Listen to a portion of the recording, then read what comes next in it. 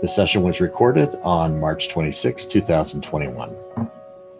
You are listening to Severin Sorensen, executive coach and curator of the Arete Coach Podcast, where we explore excellence and the art and science of executive coaching. Have you ever wondered what makes a powerful question, or what makes a question powerful? That is the topic of the episode for today. This will not be our last episode on this topic. It will be a beginning, but as you notice in all of our other episodes, we ask different coaches what are their best questions, their most powerful questions that they might ask, and we want to explore those more closely.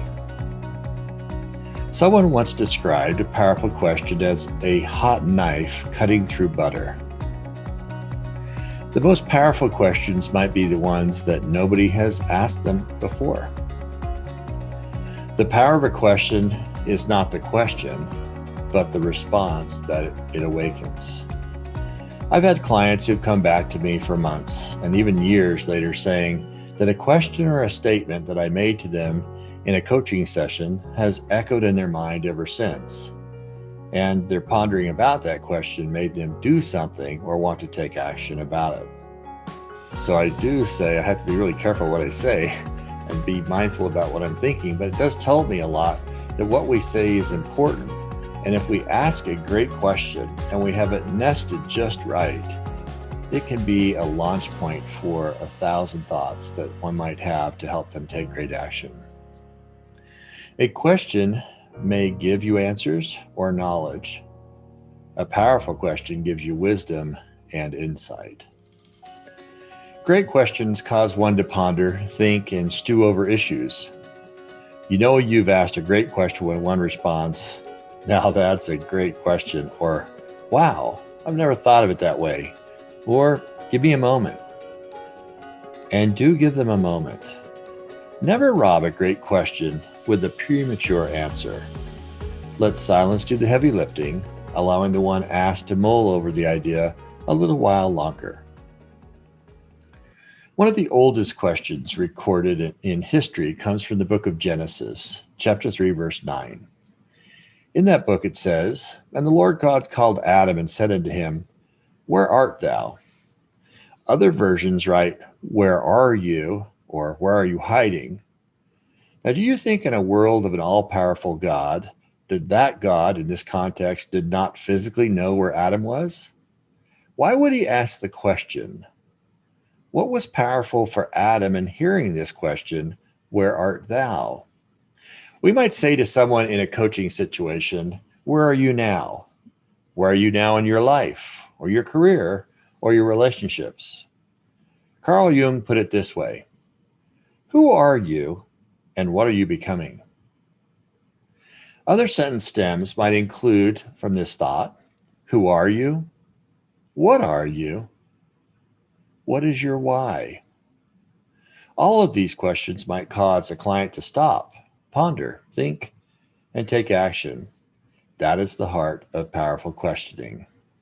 So as we think more about powerful questions, think about this thought from Carl Sagan. We make our world significant by the courage of our questions and by the depth of our answers.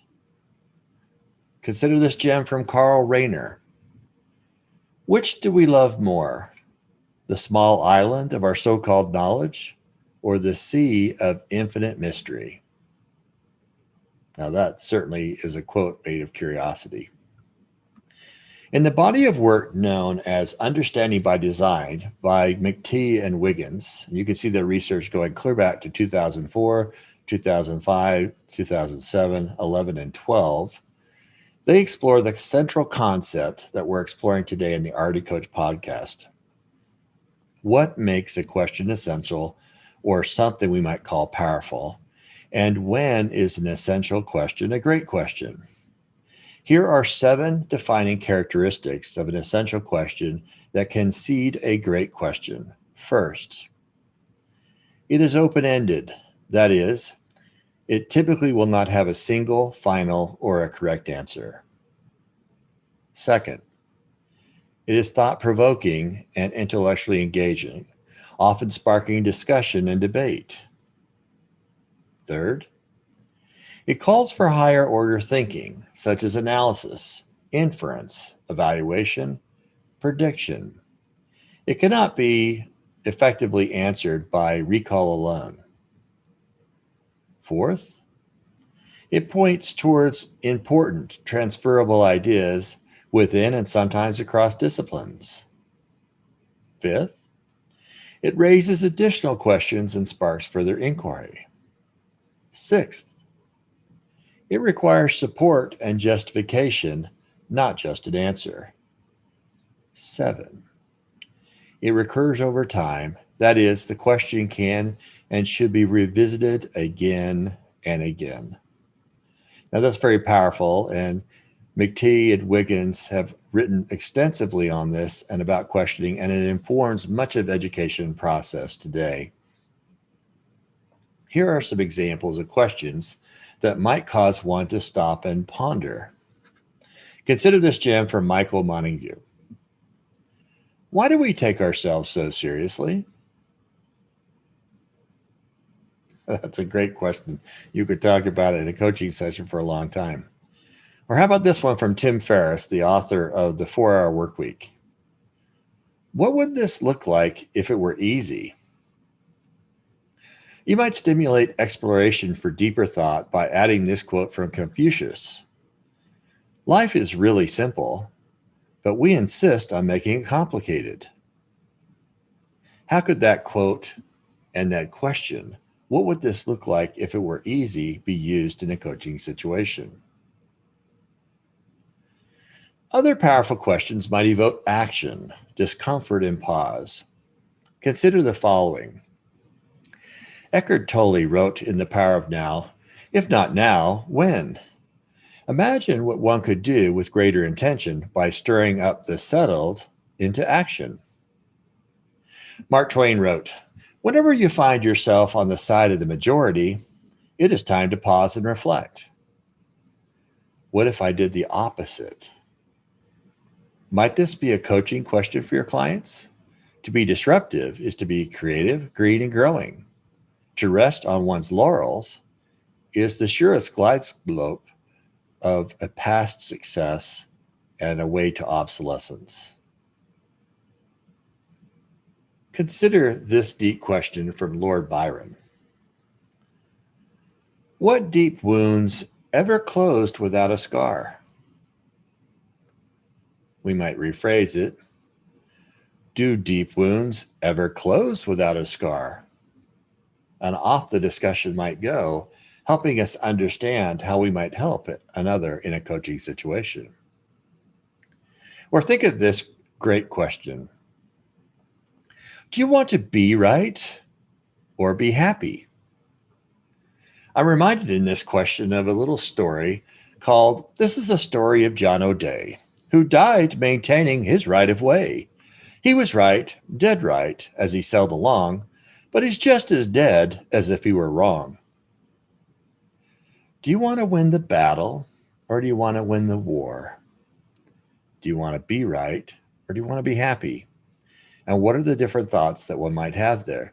These questions can cause one to think rather extensively about their emotions, about who they are and what they're doing, and play for the long game if that truly is their end. If you were starting over, would you do it the same way? If not, what would you change? What's stopping you from making this change right now? Moving to other life situations and understanding, one might ponder these questions. From Leo Tolstoy. How can one be well when one suffers morally? That would be a question to ponder. Or from Sto Bias. What use is knowledge if there's no understanding? Or perhaps these questions from nature and relationships. In nature, roses have thorns. Must all beautiful things have thorns? Or from Elaine de Bottom. Must being in love always mean being in pain? Now, those are things to ponder One could have a great coaching session around those. Must all beautiful things have thorns? Is it true that those who ignore history are doomed to repeat it? What actions might be reflective of your past actions or behavior? And are those thoughts and behaviors serving you now?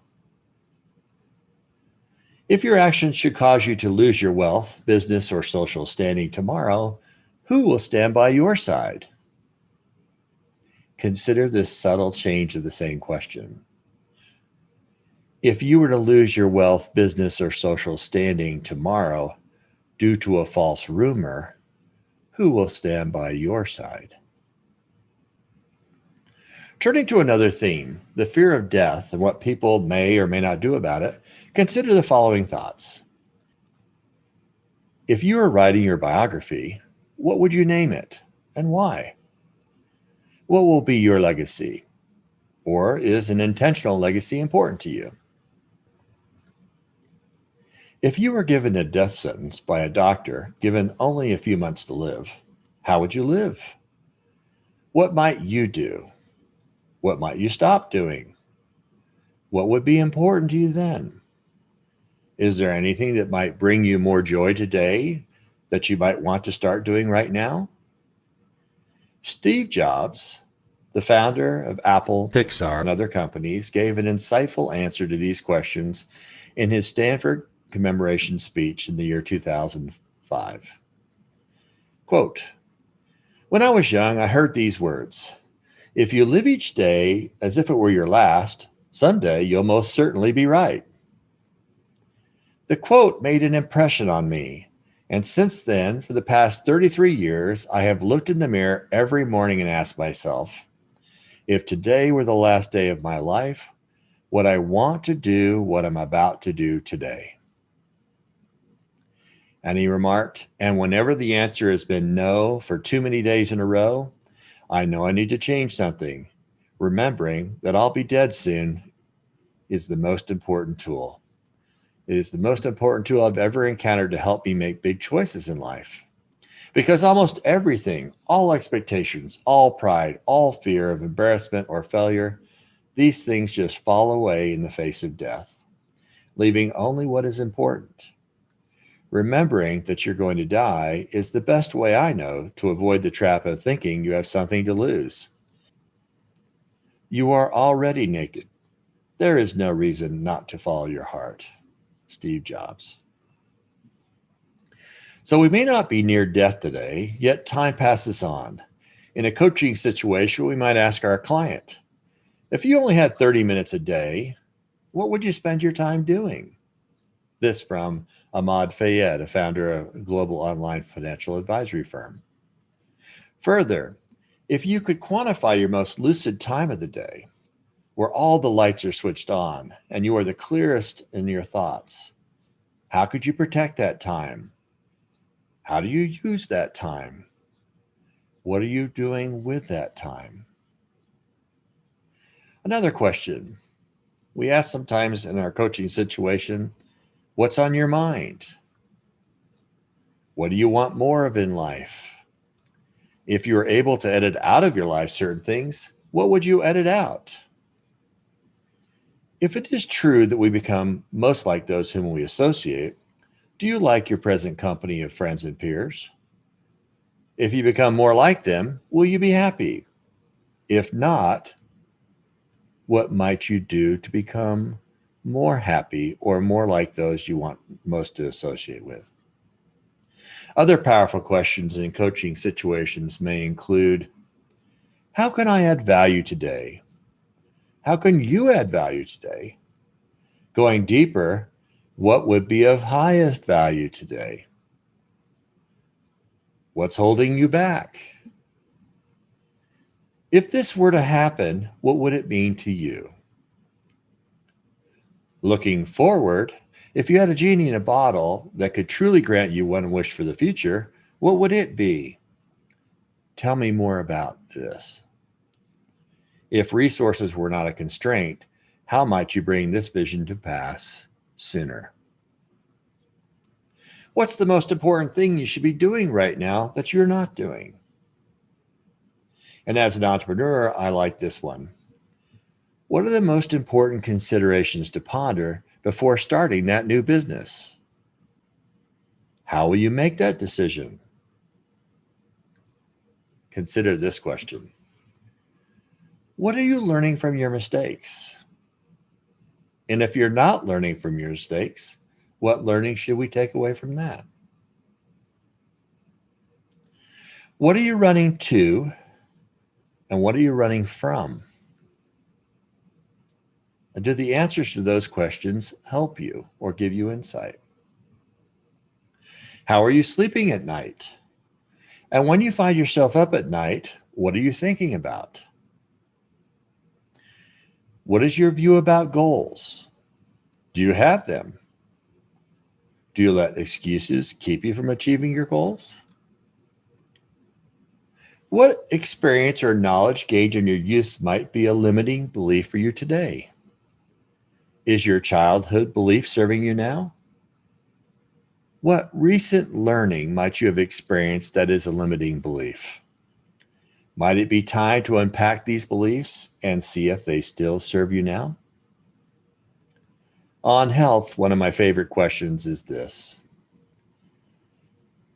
What is your body telling you?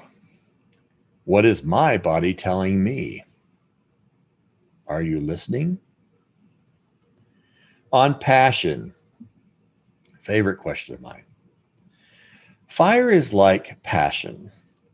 Does it ignite me or burn me? How could fire serve me now? How does fire serve you? How does your passion serve you? Another phrase in passion I recall from my youth is, where your love is, your heart is, and where your heart is, your passion is.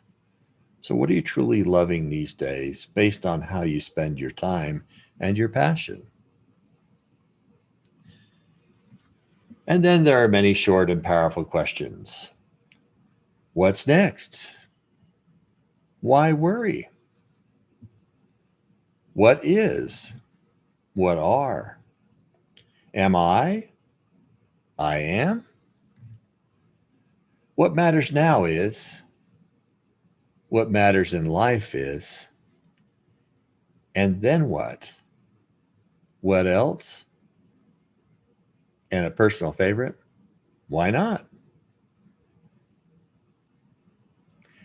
I conclude this podcast with some powerful questions asked by great coaches, and I've been fortunate to interview many of them in this podcast. And here in their own words, I let them share their question and how they use it in the coaching practice. From episode 1, from Richard Bosworth, what does your family think? What do you want to be, do, and have? What you want in terms of your personal life? I've asked it more times than I care to remember. It's a very simple question. What does your family think? So many people are doing it, when you really get down to it, they're doing what they do for their family, but they never think to ask their family if that is what they want. And just asking that simple question opens up a whole new avenue of discovery. So that's interesting to me that you would ask that. The top answers you'd hear is what keeps you up at night, what concerns you, what you be working on now. But I have to say, the first I've ever said that I've heard, what does your family think? So where do the answers go from there? The answers go into relationships, expectations, this belief that I'm doing it for the family. What it does is it takes us away from the business and it takes us into the real person. We've had answers like, I don't think my wife really cares about the business. Oh, why not? Well, because it takes me away too much from her. Oh, what does that mean? I'm not surprised if she's got a toy boy or something like that. Oh, so what does that mean to you? I ought to face up to it. Okay, so what are you going to do? I'm going to talk to her tonight and ask her, is she happy? Okay? We'll wait and hear what the answer is. The answer came back. Do you know what? She'd been thinking the same thing. Did I really care about her, or was the business the mistress? In episode 1002 from Ozzy Gontang, what do you want to be when you grow up? What is your life purpose? What legacy do you want to leave behind? What do you want people to say about you? What are one or two goals that you want to work on right now and that I can assist you by not telling you what to do, but by finding out from within yourself what it is that you know that you need to know and that you have the answers if I can ask good questions. And so one of my mentors along the way, his whole thing was the role that you have is to become a virtuoso question asker. Probably the most powerful one is, what do you want to be when you grow up? And it comes from my mentor, Lee Thayer. And that question is, as he said, if I don't know what I want to be when I grow up, then I can do anything. And asking the question about growing up as an adult, can I be responsible for my life? And so from that, it's sort of you could say, well, it's an easy question. But then from that flows the whole idea of what's your purpose in life? What's the unique contribution that you, say Severin Sorensen, is the unique contribution that you can give because no one else has had the experiences and all that life brought you, totally different from everyone else. And I think that becomes part of the inductive process. It's the fact that I'm not going from the general to the specific, I'm going from the specific. What you have experienced, and where do you want to go with that? And the other question could be, what legacy do you want to leave behind? What do you want people to say about you? And, the fact that the Nobel Peace Prize was created by the person that created dynamite. And he did not want to be remembered as the person that created destruction. From episode 1003 from Divya Jagasundaram, what's standing in the way for you achieving this? What do you want more of in your life? What do you want less of in your life? What do you feel you need to do to let go in order to succeed in life? Some of my biggest questions or most consistent questions that I ask is, what does a person want? Obviously, what do they want in their life? Where do they want to be even in 6 months or in a year or in 5 years? Then what are their biggest barriers or obstacles? What's getting in the way? What's standing in the way from you achieving this? But more than that, what do you want more of in your life? What do you want less of in your life? What do you feel you need to let go of in order to succeed in your life? Right? And then taking things even a step further. Once they've painted that picture, they've given me that idea of really what it is that they want, because everyone's different. Everyone's got their own unique dream, goal, desire, aspiration. But then it's to ask them, and I get my clients into that mode of really almost visualizing that they've already got it. Now, how does that feel? Right? What does that look like to you now? What does your life look like? And then switching them directly back to, okay, it's a year down the line, it's 6 months down the line, it's even 2 months down the line, and you haven't gotten going with this journey. You haven't started any of this. Or it's 5 years down the line, it's 10 years from now, and you didn't do any of this. How do you now feel? Right? those questions for me have always been so powerful, because you're taking your client through almost through a journey and getting them to visualize everything that they want, and then bringing them back to present day and back to inaction, right? If I don't do anything, then where am I going to be? At the end of the day, actions, right, plus behaviors equals outcomes. If we keep doing the same thing, speaking the same way, right, acting the same way, we're really not going to get any further along, and we're not going to get any change, right?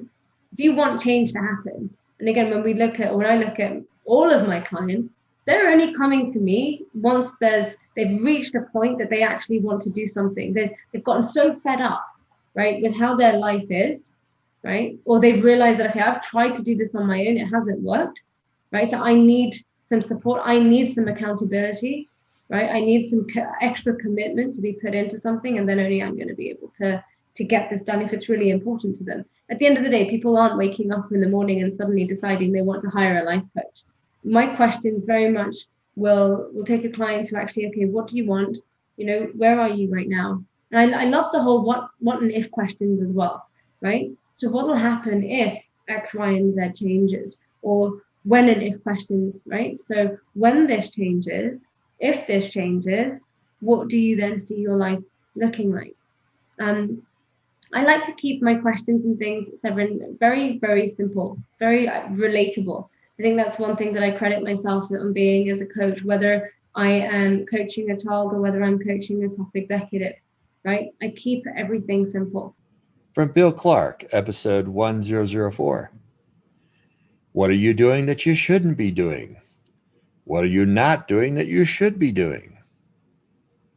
What are you doing that you shouldn't be doing? The converse of that is, what are you not doing that you should be doing? Therefore, what should you be doing that you're not doing? It's putting people in a position where they have to answer a tougher question. I think the harder piece that I had to learn out of that in my learning in being an executive coach, I had in my early years so that I really struggled with rescuing.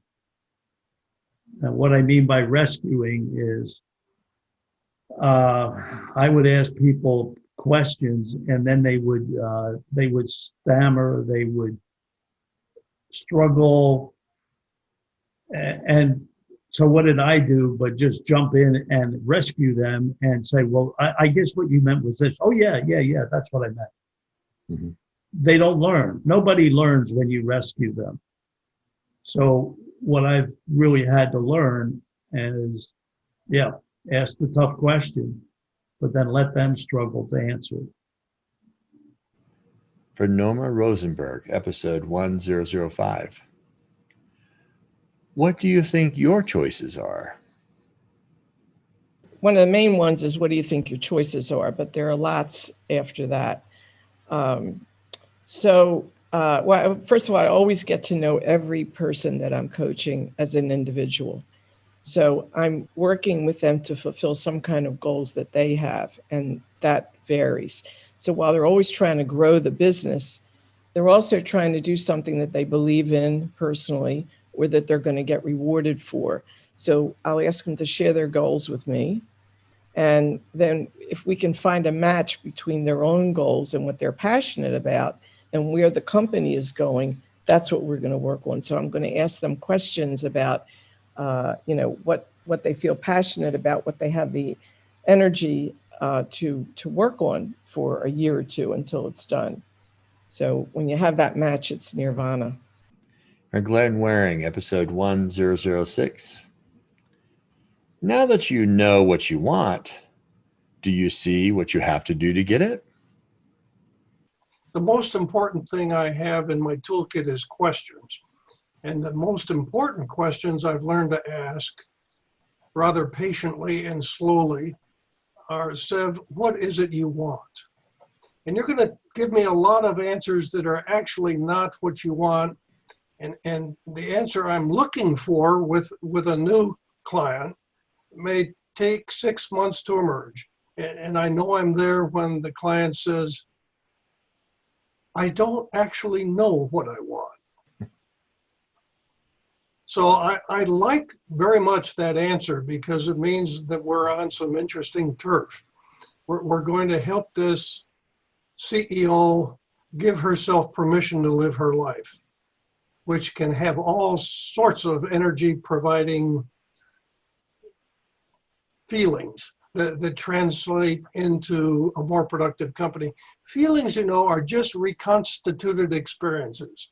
And when she taps into what energized her at a perhaps very young age, we're looking at 2- and 3-fold output. So it's questions. That question has to be followed up. Because now that you know what you want, do you see what you have to do to get it? In other words, what price will be paid to get that? For Steve Ramarini, episode 1007. Right. So I think one of the most powerful questions you can ask anyone is, how can I help you? How can I be of assistance? What is it that you need? I think one of the most powerful questions you can ask anyone is, how can I help you? How can I be of assistance? What is it that you need? And questions along the line that demonstrate that you're interested, you truly care about them, and that you're not just there to hear sounds. So that's probably, I think, the most powerful question. Another question is, have you thought this through? And tell me how you thought this through. So this way I get an insight as to, what were the pressures, what were the influences on how they arrived at this point. So I think those are probably the two most powerful questions I could ask. From Adam Harris, episode 1008. What's the one question I have not asked that you didn't want me to ask? Love that question. So I think this is probably one that a lot of people have heard before, but using the scale of 1 to 10, I think it's a very good way, and then what would +1 or -1 look like? That then for me just opens the onion, and you can then kind of start going deeper, and down the rabbit holes, etc. I always love finishing a session, not always, but often. What's the one question that I've not asked that you didn't want me to ask? Again, all of the others, because I'm so instinctively listening in sometimes to the words that are being said, but often what they're not being said is that I often pick up on 1 or 2 words, a little bit like you're doing now, is you pick up on those slight tweaks where the tonality changes, or the body language, or when you're on Zoom, you see the eyes, or the fluctuation of the eyebrows, or the pause. For me, that's where a coach comes into their own. It's about reading between the lines of what is not being said and not being shared, so that you can then just keep on going through the differing doors. I conclude this episode with a few technical notes from the ICF on coaching. In the updated ICF core competencies, number 7 evokes awareness. This has replaced the legacy number 6 powerful questioning that will be phased out in 2021. From powerful questioning, we learned that the issue was powerful questioning, the ability to ask questions that reveal the information needed for maximum benefit to the coaching relationship and client. Inclusions were 4.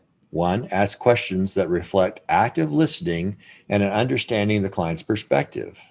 2, ask questions that evoke discovery, insight, commitment, or action. Example, those that challenge the client's assumptions. 3, ask open-ended questions that generate greater clarity, possibility, or new learning. And 4, ask questions that move the client toward what they desire, not questions that ask for the client to justify or look backward. The new definition is now being slimmed down and several of the key features have been stripped out of the definition of powerful questioning for the core competency. Listen carefully. The new competency 7 evokes awareness. Definition: facilitates client insight and learning by using tools and techniques such as a powerful questioning, silence, metaphor, or analogy. 1. Considers client experience when deciding what might be most useful. 2. Challenges the client as a way to evoke awareness or insight. 3. Asks questions about the client, such as their way of thinking, values, needs, wants, and beliefs. 4. Asks questions that help the client explore beyond current thinking. Now, as I read the differences between the current and future standard, what is obvious to me is what has been withdrawn or stripped out of the definition. And this is further supported by the mandate, acknowledges and supports the client autonomy in designing the goals, actions, and methods of accountability, thus moving coaching farther and farther away from prescriptive type work that, say, counseling or therapy or other actions might be. So I invite you to go to the ICF, look at the definitions. I'll post the links online so that you can look for yourself. As the new testing standards, we'll have those in by the end of this year. With each podcast, I end with a quote or two for you to ponder. And our quotes today are on questions. They are the following from Thomas Berger. The art and science of asking questions is the source of all knowledge. From Voltaire, judge a man by his questions rather than his answers. And from Confucius, the man who asks a question is a fool for a minute.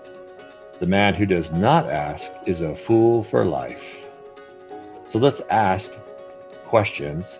Let's make them better and better so that we can understand more, do more, and be more as a coach.